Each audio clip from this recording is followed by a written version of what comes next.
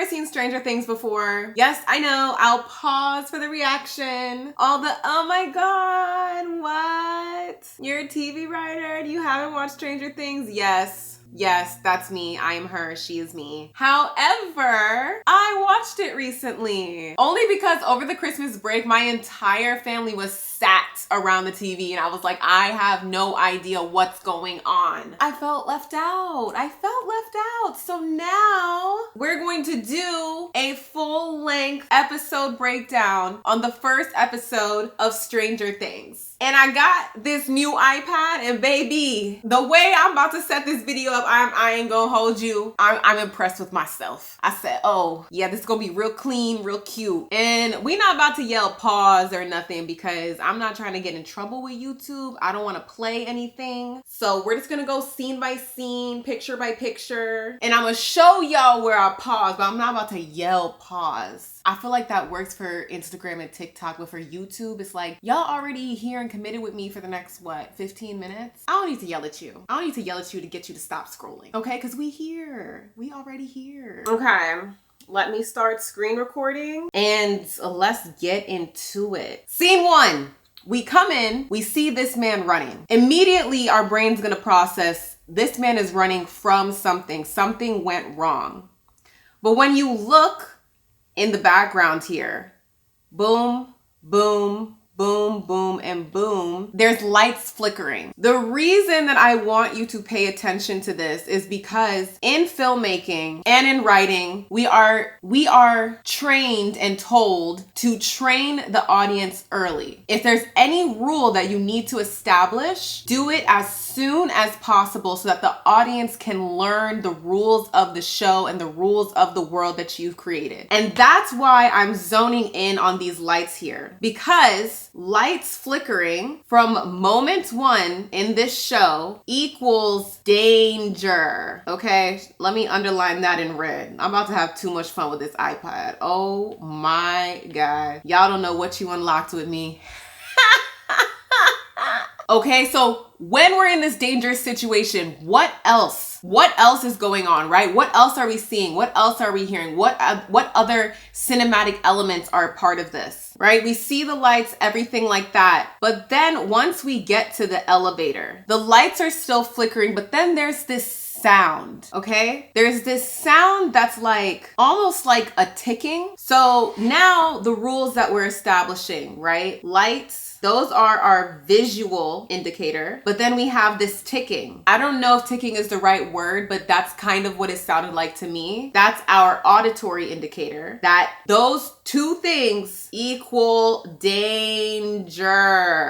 Let's continue. Scene 2, the match cut from the ticking of the monster is then cut to this sprinkler. So then what does that tell us? That tells us that there are going to be real world appliances used visually, auditorily to indicate when danger is afoot. And if you listen to the voiceover at this point, right, while they're playing the game, that is exactly what Mike, the main character, is talking about. He's describing a dangerous situation. So the voiceover also is toning that first scene that they have no idea what's going on with, but also toning the scene that they're in as well as the show. In these opening scenes, when you're writing your own stuff, again, you want to establish this stuff really early. What type of show are we in? And that's exactly what this dialogue is doing. And you'll also notice that when there's an ensemble, one of the main things that writers have to do, because we will get asked this during pitches when we're trying to sell our shows and everything, is what separates each character from one another? What makes them distinct? And so that's another purpose of this scene, right? Because when you go through it, and also let me write this down so you can see, because this is very important, because you really need like an opening scene checklist. Okay, we have world, we have tone, we have character. It's a part of the tone. We have dialogue, we have conflict. The first scene that we just went through is a part of the world, is a part of the conflict. However, there is no heart in the show until we meet people that we care about. That one guy did not say one word. The only way to get your audience to really care about a character is through dialogue and action, because we need to know who this person is, because we're going to identify with them. The things that we know so far visually is that this person, Mike, who we're meeting, this is the main character. Yes, it's an ensemble, but he's the main one of this ensemble because we meet him first and he's at the head of the table. He's leading the charge. So he is very much characterized as leader. And again, we have 4 characters. So now we're gonna go around the table and see how the rest of them are characterized. So let's keep going. We get into character 2. This is Dustin. He is fighting with Lucas. So these two are always fighting. But if you pay attention to the dialogue, what are they fighting about? They're fighting about what move Will should make. So Will is kind of in between. He can't really make a decision for himself. He needs a little bit more guidance, more hand-holding. And the decision that Dustin wants him to make is a safe decision. Yes, it's externalized through the mechanisms of this game, but that's essentially what he's saying. Play it safe. Why? Because this guy, his character, the way that he's characterized is very much the scaredy. Can you see that? You can't even see that. Thank you. He's the scaredy cat. He's the panicker. He's like, y'all go in the house and check if everything's okay. I'm gonna stay in the car. That's him. And then when they all go in the car, he's gonna be like, wait, I don't wanna be by myself. That's that guy. Okay? And then when we get to Lucas, he's more like, no, he's more like, do the risky thing. And then on top of that, he's always fighting with Dustin, right? So it's establishing these group dynamics. And then we'll see again that Dustin is panicking because look, when they can't find the dice, everyone's looking for it together. And then what is he doing? Look at him. He's here holding his head like, oh my God, what are we gonna do? What are we gonna do? So that's Dustin. And that's the purpose of that scene, is to characterize all of these people, but also to add to the world and to the tone. No, we're not just gonna be in a scary lab all the time. But when you see that opening scene, you know that whatever happened in that lab now is going to affect everyone that we just met and the world that they're in, right? We just don't know how until this moment. When Will looks at Mike, he says, the Demogorgon, it got me. Foreshadowing. This is huge foreshadowing. This is essentially him telling his friend goodbye. I'm not gonna see you again. But it's also, on top of that, characterizing him as honest. This needs to be set up because later on, when he is missing, spoiler alert, when he is missing and his mom is like, no, he's not the kid that would just skip school or go hang with a girl or, put her through this stress unnecessarily. We have to believe that her feelings are justified. Yes, in real life, it may work, but on TV, everything needs to lead back to something, to some reason that's put on screen, some evidence. And this is her evidence. This is our evidence. This sets up this character in a way that makes us believe that mom later. Okay, so all of that, part of a sequence, but that's just scene 2, really. Scene 3, Will, poor Will, likable, lovable Will, is going home. And what happens? You see the light, it starts to flicker. You have now been purposely trained to recognize the flickering light as danger. Whatever happened in that opening scene is about to happen to Will. So now you're on high alert. You're not sure what's going to happen, but you know it's bad. He gets home. The monster follows him inside and he runs out to the shed, and then look what happens in the shed. Now it's interesting because what happens with the bulb here is different from what we saw, where it's not exactly flickering, it's getting brighter. And we haven't really seen that before yet, but we have seen strange instances with light. That being said, we know it's not good, but we're unsure of what it is. And now think about the reason why that would be. It's because this entire opening is setting up the conflict, like I said, for this season, the series, which is a mystery. You're supposed to be put into the positions that the characters in the show are being put into, right? What is happening? I thought I knew what was going to happen to Will because I saw the opening scene, the light flickered, and the guy was snatched. But now I'm in this scene with Will, and the light is not flickering, and he didn't get snatched, right? He just straight up disappeared, and everything went back to normal. So as writers, this is what we call story engine. Story engine is that central question, that central plot that drives your story. We have ones for the entire show, so a series engine, the series story engine, and then we have seasonal. The questions that you're left with at the end of the opening before the title card should start on these storylines that you create in order to build your story to last for seasons. This is the main thing they ask you when you're pitching. The series question, at this point, we probably can't really articulate it in any sort of, expertly crafted question other than what is happening in this town. We also want to know, where did Will go? And then underneath the where did Will go, there's separate questions about that. Like, why Will? Why did this thing choose Will? And you can break this down into separate questions too, because what is happening in this town is very, very, very broad.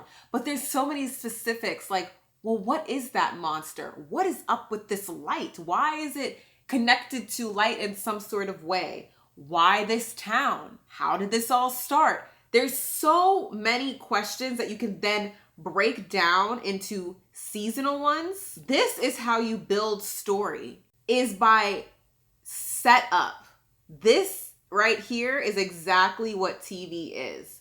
This is why when you watch TV, you are left with a million questions that you don't yet understand until the show is complete. Because once you answer these questions, that storyline is dead, right? Where did Will go? Once you answer that, this question ceases to exist. And then it has to be replaced with a new question. Hopefully that's making sense so far. We are only in scene 3, I believe. So let's keep going. This is right after the title card. First things first, we need to establish everyone that we are going to be following. There's different point of views in this show. We've already seen the kids. Those are the main characters, right? But there are other storylines that the show wants us to know about. And so that is why we are introduced as soon as we can to this officer. And if you look visually, already telling the story of who this person is. Here we have a kid's drawing, but we don't see a kid. His kid is dead. That's from the first visual. And because his kid is dead, he's been drinking. He can barely finish anything. He can't even finish his food. Also, look at the type of food that he eats. A sandwich and chips. He doesn't cook. He doesn't take care of himself. And he certainly doesn't clean. He's depressed. He hasn't got over this. Losing his kid changed him forever. All he does is drink, smoke, eat a ham sandwich, and pass out. That's his life. And coloring this is the news. Whenever you hear news on TV, pay attention. There's information in there. The news heard about the power outages, said there's rain coming, which happens later in the show, in the episode. So pay attention. But I'm just gonna focus on the character for right now. Right? This guy is a loser. He's a bum. He's a drunk. Does not have his life together. And yet, he is the officer that is assigned to this case. But the reason why he just might be saved from this little hole that he's created for himself is because he lost his kid too. He's going to be dedicated to this case of finding Will because he lost his own kid. That's what all of these visuals are communicating from the opening scene of his character. And that is starting his arc as a character as well. The next scene, they discover that Will did not make it home. And the same is happening for the boys at school. And to me, what's interesting about these contrasting storylines right here is the fact that we have young romance happening in between all of this. So this lends itself back to tone, right? What type of show do you want the audience to know that you're making? Yes, this is this is sci-fi, there's labs and all of that stuff. There's a kid missing, it's terrible. We are worried about that, but don't forget that we're also exploring young adult themes as well. That this is a show about people at the heart of it. And so yes, while this may seem crass, there's a kid missing and it's your brother's best friend who's over your house all the time. It's for a purpose. And now these are all in order of story as well. Each storyline gets a letter. We have A story, B story, and C story. And so just to make it clear, A story is anything that happens with Will and the investigation. That is A story. That is the primary storyline that we're looking at. And that's going to comprise the most amount of scenes, right? A story is the most important thing.